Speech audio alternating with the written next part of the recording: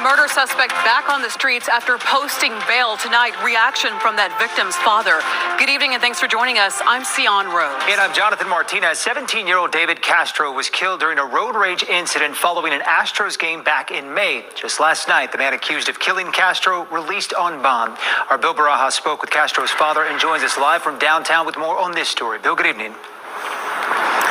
Good evening, and Gerald Wayne Williams is facing a murder charge, but he has posted a $350,000 bond and is now out of jail as he awaits his trial. We spoke to the victim's father in this case, Paul Castro, who says the system is broken. Now, we've done tons of stories down there in Houston about how many ex-offenders or how many people out on felony bonds. Let me put it like that. How many people out on felony bonds have committed murder? I think it was 157 when I had, in the last year when I had done the video, which was maybe about a month ago. So when they let people out on felony bonds, those people kill a lot, 157 times this year. It's a lot, man. So yes, the system is broken. But this is what you asked for down there in Houston. This is what you asked for. This is what you asked for. And it might have been the last 2 years, 157 in the last 2 years, but whatever. It's still a lot.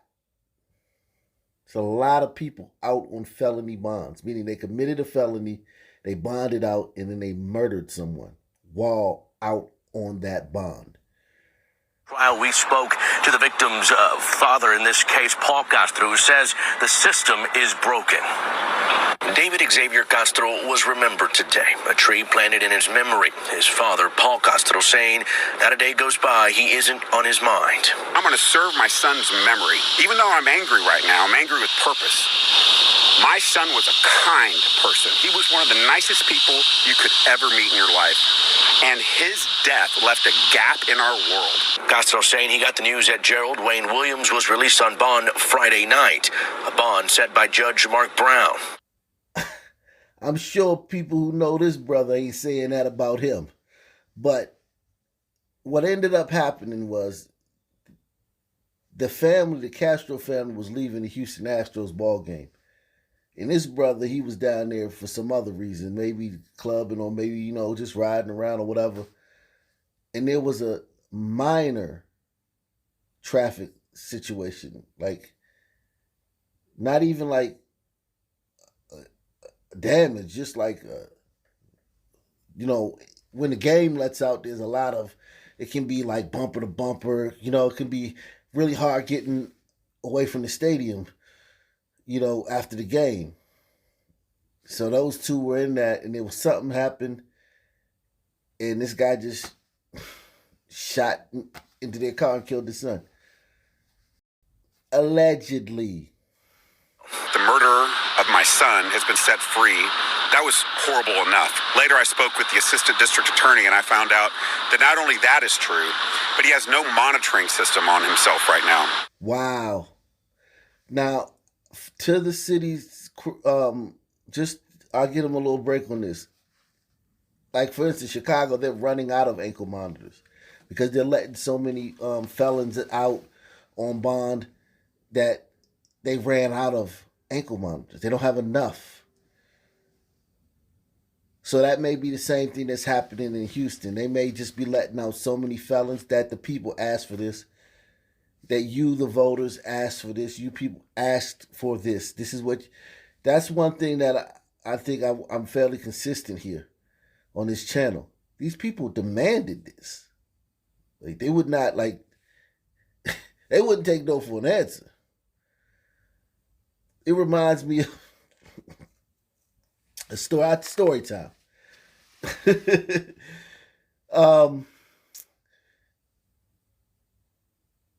2002, 2003, 2004, somewhere like that. The years run together. I was, dealing with a bunch of musicians, man. I had it wasn't a band, but we would get together and jam out in the studio and make songs and make music. Made some really good music, man. I mean, we made some stuff that, I mean, one day I'm gonna take it. I'm gonna get that stuff produced and let y'all hear it. Anyway, one of our bassist that we hung out with, wild boy, he ended up dating my cousin. And my cousin, very beautiful young lady, gorgeous, body, everything. He ended up dating her, right? And he fell madly in love with her. So one day at the house where we lived at, we lived in a boarding house.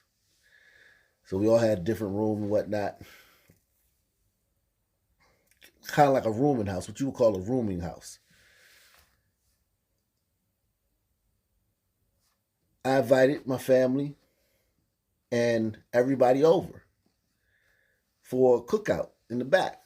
So now my whole family's over there. My cousin, who he's dating, is over there. And this fool's up in his room, and he picks this time that he wants to commit suicide. So he's up there, sitting in the window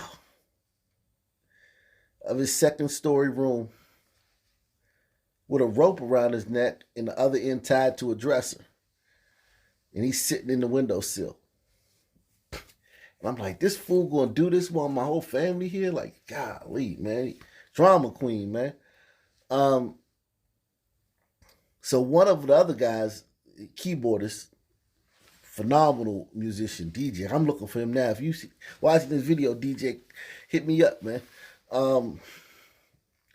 Used to play with the Commodores, phenomenal musician. I mean, the best musician I'd ever been around in my entire life. DJ. Daryl Jones. Tuskegee, Alabama. But he ended up coming in the room and hearing what was going on. And he in full disclosure, my buddy, the bassist, had tried to commit suicide multiple times. He slit his wrist, but he slit the back side of his wrist. So we knew he wasn't really trying to kill himself. He was just a drama queen. And people and everybody in the group was kind of like tired of him with these fake suicide attempts. So, even though I was tired of it, I still,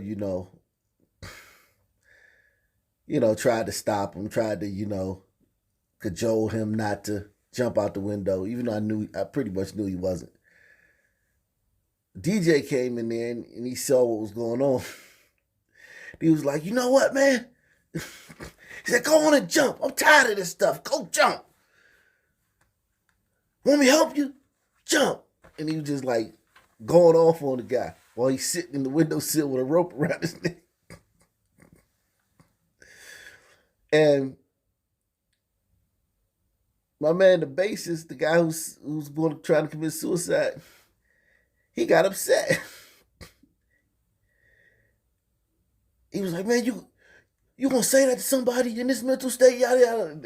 He got mad. They started arguing. So he ended up getting out of the window and not committing suicide. But he was mad at DJ for until DJ moved to another state. He hated DJ. And I was thinking like, wow, but you asked. You were in the windowsill. And he said, go on and jump. And my man, the bassist, he was upset, man. He couldn't stand that guy for telling him to go ahead and do what he said he was going to do. And the reason I say that is because a lot of times people, they draw lines in the stand, they make ultimatums, they jump out there, they put themselves out on a limb, and they really don't mean it. Or they really don't understand what they're doing, the full gravity of it. And that's what happened here in America, in many places like Houston. When these people demanded criminal justice, they demanded lighter sentences, they demanded criminals don't be held in jail until their trial. They demanded, lower bails because, some people don't have money, so they can't pay bail. When they demanded all these amenities for criminals, it was such a short-sighted thought process. And now they're dealing with it. And, well, to quote DJ, go on and jump then. The murderer of my son has been set free. That was horrible enough. Later, I spoke with the assistant district attorney, and I found out that not only that is true, but he has no monitoring system on himself right now. Williams is accused of shooting and killing 17-year-old David Castro on July 6th during a road rage incident that began as the Castros were on their way home from an Astros game. Williams alleged to be the driver in this white Buick. You have a person who took so little regard for life that he shot into a pickup truck that had 2 children in it, and he shot one of them in the back of the head. And then he claims he's innocent. Well, welcome to the stand. They shoot at kids all day long in the stand. And you guys still demanded less police. You still demanded all these allowances for criminals. And now they're shooting your kids. Williams turned himself in on August 2nd and is no stranger to law enforcement. He was released from jail in February of 2020 after serving 12 years for an aggravated assault with a deadly weapon charge. The homeboy did 12 years for aggravated assault with a deadly weapon. So that was probably an attempted murder that was pled down. He copped instead of taking it to trial and getting found guilty and getting probably 20-something years. He copped down to aggravated assault and with a deadly weapon and got 12 years. So this brother is, he don't play. Williams turned himself in on August 2nd and is no stranger to law enforcement.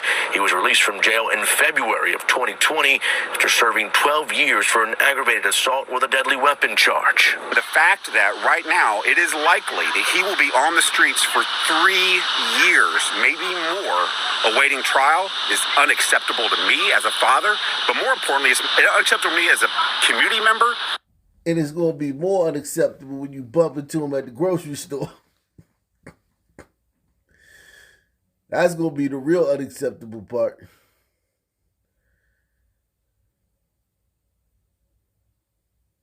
Or you're driving somewhere and you see him walking down the street. That's going to be the real 3 years. So his trial's not going to be up for 3 years. Think about that. This is what they asked for, man.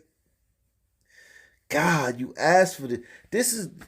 If this was foisted upon you, thrust upon you, that would be one thing. Okay, it's like, all right, it's thrust upon you. You can't do nothing about it. There's nothing you can do. When you asked for this, ouch, that's got to be a bitter pill to swallow. You asked for this? The fact that right now it is likely that he will be on the streets for 3 years, maybe more, awaiting trial is unacceptable to me as a father, but more importantly, it's unacceptable to me as a community member. And Castro says he plans to be active in making sure that criminals stay behind bars. He's asking the public to call their elected officials and demand change. Live in downtown Bill Barajas, KPRC 2 News.